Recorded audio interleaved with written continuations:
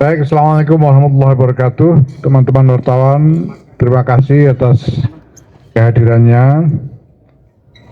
Alhamdulillah, pleno Pengurus Besar Nahdlatul Ulama telah kami selesaikan, dimulai sejak kemarin siang dan ditutup baru saja siang ini. Dan pleno ini telah menghasilkan sejumlah keputusan yang strategis untuk pengembangan Nahdlatul Ulama ke depan. Yang pertama adalah keputusan tentang rencana strategis Nahdlatul Ulama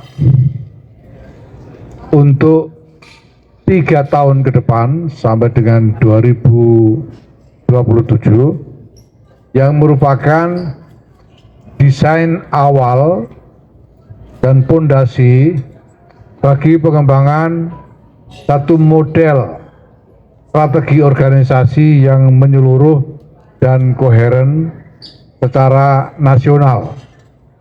Rencana strategis ini nanti akan dijabarkan ke dalam rencana-rencana strategis di tingkat daerah, mulai provinsi, kabupaten, sampai dengan kecamatan dan desa sesuai dengan struktur kepengurusan Nahdlatul Ulama dan juga dengan badan-badan otonom yang ada di lingkungan Nahdlatul Ulama seperti Muslimat NU, GP Ansor NU, Fatayat NU, IPNU, PBNU, dan lain-lain. Yang kedua, telah diputuskan juga desain strategi transformasi digital NU beserta dengan model platformnya.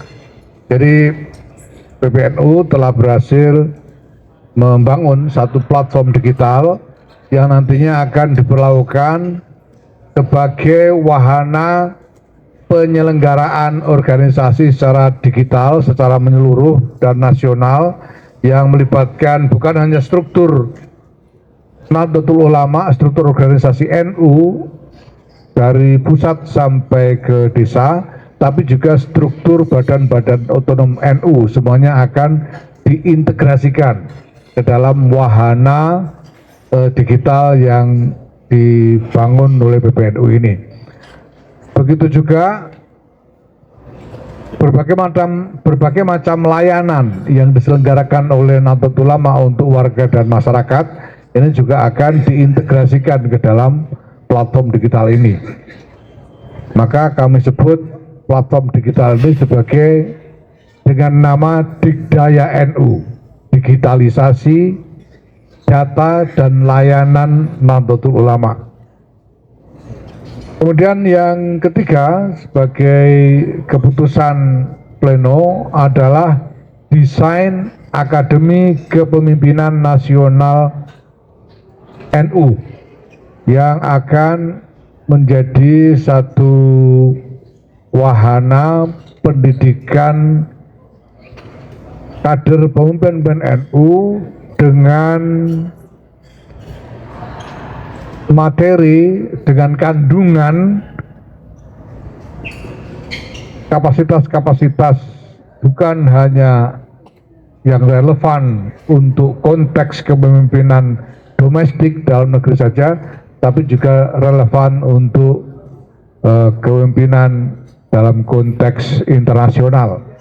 Dan untuk ini Nahdlatul Ulama akan bekerja dalam satu jaringan internasional yang luas, mulai dari Timur Tengah, Amerika Serikat, Eropa maupun Afrika. Dan jaringan itu sudah terbentuk dalam rentak waktu yang cukup lama sampai sekarang, dan ini akan diaktifkan untuk mendukung Akademi Kepemimpinan Nasional Nahdlatul Ulama. Akademi ini kita umumkan sekarang saat ini, tapi baru akan kita mulai tahun depan. Programnya sendiri baru akan kita mulai tahun depan, tapi kami umumkan saat ini untuk memberi kesempatan kepada kader-kader Nahdlatul Ulama mempersiapkan diri, karena kami akan menetapkan syarat keikutsertaan yang cukup tinggi standarnya, antara lain bahwa para peserta, mereka yang ingin ikut serta dalam program ini harus memiliki kecakapan berbahasa Inggris dengan TOEFL 650, dan juga diutamakan diikuti juga dengan kecakapan berbahasa Arab. Dan di dalam seleksi nanti akan dilakukan semacam tes menyangkut berbagai wawasan, termasuk wawasan sosial, ekonomi, politik, domestik, dan wawasan geopolitik sebagai syarat pengetahuan dasar bagi para calon peserta, dan juga akan diseleksi dengan psikotes untuk mendapatkan kader-kader dengan karakter yang paling unggul di antara mereka yang ingin mengikuti program ini. Maka kami beri kesempatan kepada kader-kader yang berminat untuk mempersiapkan diri selama setahun ini, sebelum nanti tahun depan, bulan Agustus tahun depan, kita akan mulai program Akademi Kepemimpinan Nasional Nahdlatul Ulama ini.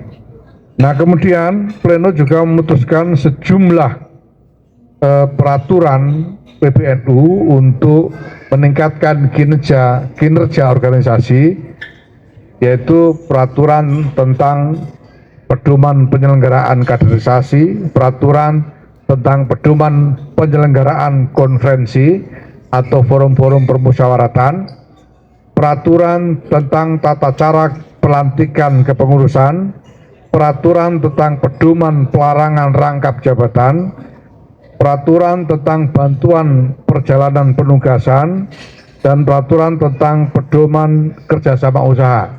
Nah, mungkin yang bisa kami highlight terkait dengan peraturan-peraturan ini satu saja, bahwa PBNU menetapkan larangan kepada seluruh struktur kepengurusan NU untuk mengutip iuran dari warga yang dipergunakan untuk membiayai kegiatan organisasi. Semua kutipan atau sumbangan dari warga harus dikembalikan langsung kepada warga dalam bentuk sedekah, infak, atau zakat melalui lazisnu.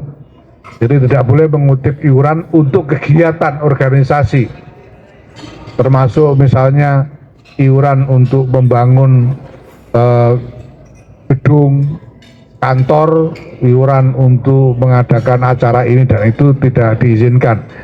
PBNU juga melarang kepada seluruh jajaran pengurus NU di daerah untuk memberikan honor dalam bentuk apapun kepada petugas-petugas PBNU yang dikirim untuk melaksanakan tugas-tugas organisasi. Karena dari waktu ke waktu nanti akan ada petugas-petugas PBNU yang dikirim melaksanakan tugas di daerah-daerah, dan semua pembiayaannya akan ditanggung oleh PBNU, dan jajaran pengurus di daerah dilarang memberikan apapun kepada petugas PBNU tersebut. Nah, selanjutnya ada beberapa keputusan lagi yang dibuat oleh PBNU, yaitu bahwa pertama, PBNU memerintahkan kepada Lembaga Pendidikan Ma'arif dan Robito Ma'ahid Islamiyah atau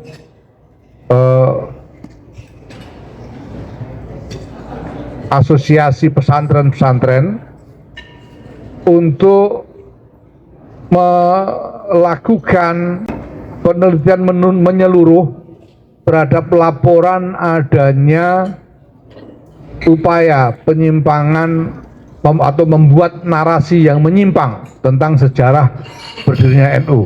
Bahkan ada laporan bahwa ada buku yang ditulis dan kemudian digunakan sebagai referensi atau sebagai bahan ajar di madrasah-madrasah mengenai sejarah pendirian NU yang isinya berisi narasi yang menyimpang, yang tidak sesuai dengan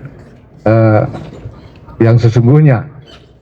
Nah, ini kami memerintahkan kepada LP Ma'arif dan RMI untuk melakukan penelitian secara menyeluruh dan mendalam, dan apabila memang ditemukan buku-buku atau bahan ajar yang seperti itu, ini harus dicabut, ya, harus ditarik dari peredaran dan tidak boleh dipergunakan di lembaga-lembaga pendidikan NU, karena akan bukan hanya mengaburkan, bahkan menyimpangkan sejarah berdirinya NU. Kemudian kami juga membuat keputusan, pleno juga membuat keputusan tentang soal rektor, ya, soal jadi masa jabatan rektor. Jadi NU punya sekian banyak perguruan tinggi, baik universitas maupun institut-institut, dan tadi pleno telah menetapkan aturan tentang masa jabatan rektor di perguruan tinggi tersebut.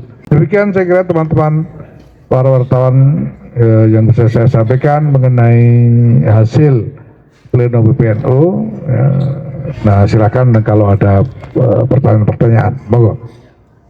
Selamat siang Pak, perkenalkan saya Agnes dari Berita Satu. Izin tadi sempat disinggung soal adanya buku-buku di madrasah yang isinya cukup menyimpang dari historis. Mungkin bisa dijelaskan Pak, maksudnya konteks apa yang menyimpang dan mungkin harus dibetulkan untuk publik tahu terkait hal itu. Terima kasih. Untuk hal yang menyimpang itu yang kami temukan dari laporan masyarakat dan warga, misalnya ada buku yang memuat tentang cerita yang menyimpang tentang proses berdirinya NU gitu.